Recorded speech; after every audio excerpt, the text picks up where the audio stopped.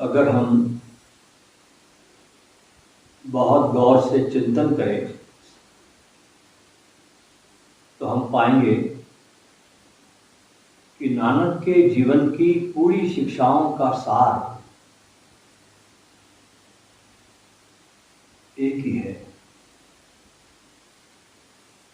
वे बार बार कहते हैं एक ओंकार सतनाम।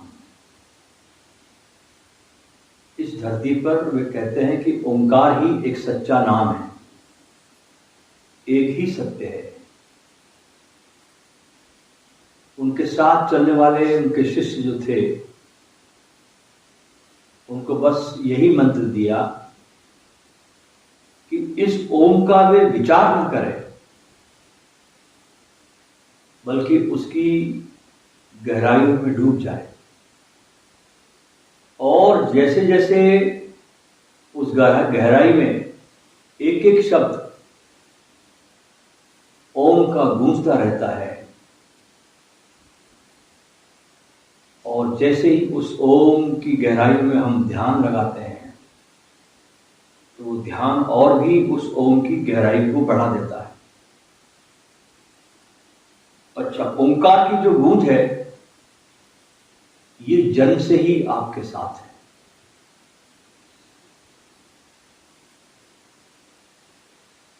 आपने देखा होगा कि छोटा सा बच्चा पालने में लेटा हुआ बिना किसी कारण के कितना खुश है।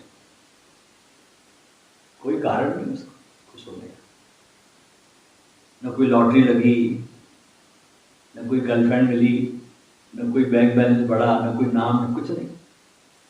बिना कारण के बच्चा खुश है, इतना खुश है कि उसकी खुशी उसमें समा नहीं रही है। वो हाथ को पैरों को खूब झुमाता है, नाचता है और जोर जोर से आवाज भी निकालता है बच्चा। भारत में माताओं को, उनकी जो माँ है, उनको लगता है कि शायद ये कुछ पिछले जन्मों को याद कर रहा है,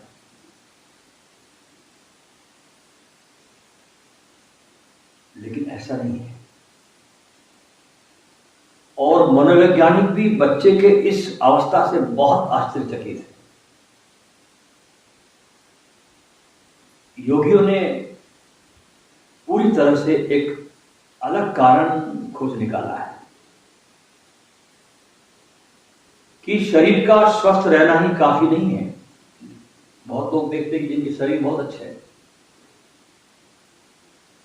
लेकिन ऐसे लगता है जैसे कोई इंजेक्शन दिया हुआ गोभी का फूल। विदेशों में जाओ आप तो आपको गोभी के फूल इतने बड़े बड़े मिलते हैं, इतने बड़े बड़े, क्योंकि वहां इंजेक्शन दिए जाते हैं। आपके शरीर का स्वस्थ रहना ही काफी नहीं है।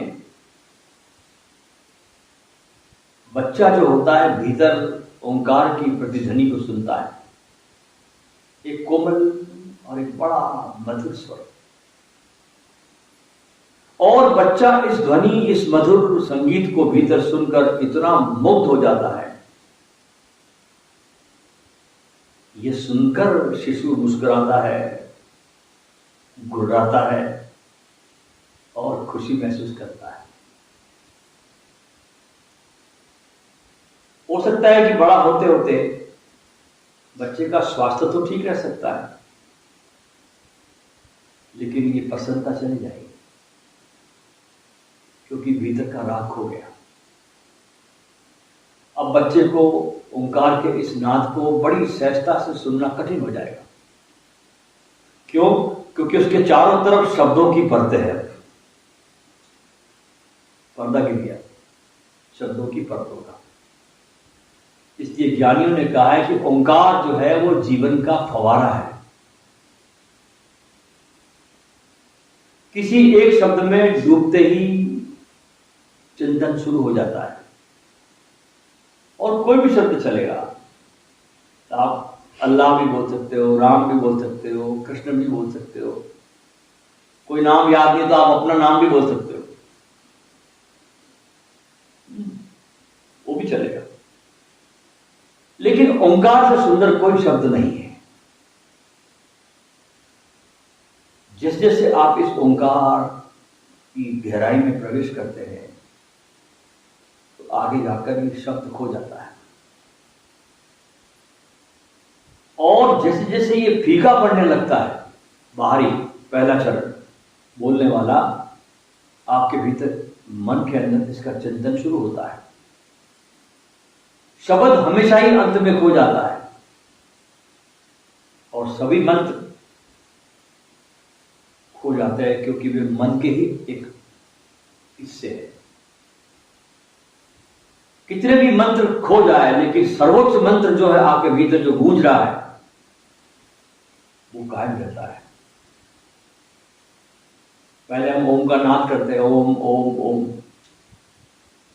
ये नाद आपको मौन में लाने के लिए मदद करता है, लेकिन ये परम मंत्र नहीं है। एक बार आप बोल चुके होते हैं तो आप अपने भीतर के उसी गुंजन को महसूस करते हैं, इसी ओंकार की प्रतिध्वनि को आप फिर सुन सकते हैं। सभी मंत्र तुमको तैरना सिखाते हैं, फिर तैरने से गोता लगाना सिखाते हैं,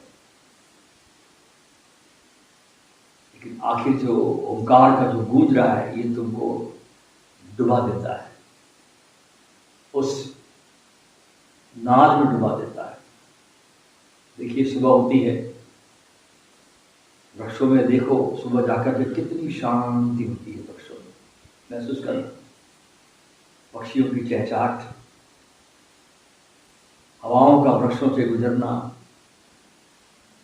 पहाड़ों का सन्नाटा, नदियों का पहाड़ों से उतरना, या सागरों में लहरों की हलचल, या आकाश में बादलों की गड़गड़ाहट, ये सभी ओंकार है। और ये सारा जगत इसी ध्वनि से भरा है। इस जगत की जो उत्पत्ति है, हम कहते हैं ना जगत कैसे बना, वैज्ञानिक कहते हैं पहले बिग बैंग एक बड़ा बहुत जोर से साउंड आया, उससे विस्फोट हुआ। तो इस जगत की उत्पत्ति भी ध्वनि में है, इस जगत का जीवन भी इस ओंकार की ध्वनि में है, और इस जगत का विसर्जन भी इसी ओंकार की ध्वनि में है। ओम से सब पैदा हुआ, ओम में सब जिया, और ओम में ही एक दिन सब लीन हो जाता है। सन्नाटे में कभी आप जाओ, बहुत एकांत में, यहाँ अपने आसपास बहुत सन्नाटा, जहां कोई ध्वनि पैदा नहीं होती बाहर की, वहां भी आपको छुपा हुआ नाद सुनाई पड़ेगा, एक सन्नाटा। उसको सुनने की कोशिश करना उस सन्नाटे को। ओंकार ऐसा है जैसे कोई सागर होता है, चारों तरफ से घेरता हुआ, और हम कैसे हैं इस सागर में एक मछली की तरह। ओंकार क्या है? पूरा सागर हमको घेरा हुआ है और हम है उसमें मछली की तरह। अच्छा, बड़े मजे की बात देखी कि भारत के सभी प्रमुख ग्रंथों की शुरुआत, प्रमुख जितने भी ग्रंथ है, जितने भी उपनिषद है, जितने भी वेद है, पुराण है, जो भी हो, उन सब ग्रंथों की शुरुआत ओम से होती है। शांडिल्य ऋषि का आप भक्ति सूत्र पढ़ लीजिए, उसकी शुरुआत यहां से होती है, ओम अथातो भक्ति जिज्ञासा, ओम से शुरू होता है। ओंकार बनता है तीन ध्वनियों से, अ, उ और मा। ये तीन मूल ध्वनियां हैं और ये असली त्रिवेणी है। बाहर की गंगा जमुना सरस्वती तो ठीक है, असली त्रिवेणी तुम्हारे भीतर ये है, अ, उ और मा, और ये त्रिमूर्ति है। ये शब्द ब्रह्म के तीन चेहरे, जैसे हम कहते हैं ना, बाहर ब्रह्मा है, विष्णु है, महेश है, और दुनिया के सारे जितने भी शास्त्र है ये सब इस अ, उ और म में समाहित हो गए। चाहे वो हिंदुओं के हो, चाहे वो मुसलमानों के हो, ईसाइयों के हो, बौद्धों के हो, जैनों के हो, इससे कोई अंतर नहीं पड़ता। जो भी अब तक जगत में कहा गया है या अब तक जो नहीं कहा गया, सब इन तीन ध्वनियों में समाहित हो गया है, अ, उ और म। इसलिए वेद बार बार घोषणा करता है कि जिसने ओंकार को जान लिया उसे जानने को और भी कुछ शेष नहीं रह जाता। लेकिन ये ध्यान रहे कि ये उस ओंकार की बात नहीं हो रही है जो तुम पूजा गृह में बैठकर दोहरा लेते हो। ये ओंकार जिसकी बात वेद करता है, ये तो तुम्हारे जीवन में सुगंध की तरह प्रकट होगा तो समझ में आएगा। और हमारे जीवन में बड़ी छंदहीनता है। हमारा जीवन बस एक टूटा फूटा सितार की तरह है, जिसके तार या तो बहुत ढीले हैं या बहुत कस के हमने तोड़ दिए। अब इस तार पर हम उंगलियां कैसे रखे, इस टूटे हुए तार पर, उसकी जानकारी, उसका शास्त्र हम सब भूल गए कि कैसे सितार के तारों को छेड़ा जाए, सितार को कैसे बजाए, कैसे इसे में से नाद पैदा करे। इसकी भाषा हमको नहीं आती। अब तुम सितार लिए बैठे हो और सितार में छिपा हुआ संगीत तुम्हारी प्रतीक्षा भी करता है। और यही हमारे जीवन की पीड़ा है कि सब कुछ हमारे पास है, सितार भी है, लेकिन बजाना नहीं जानते।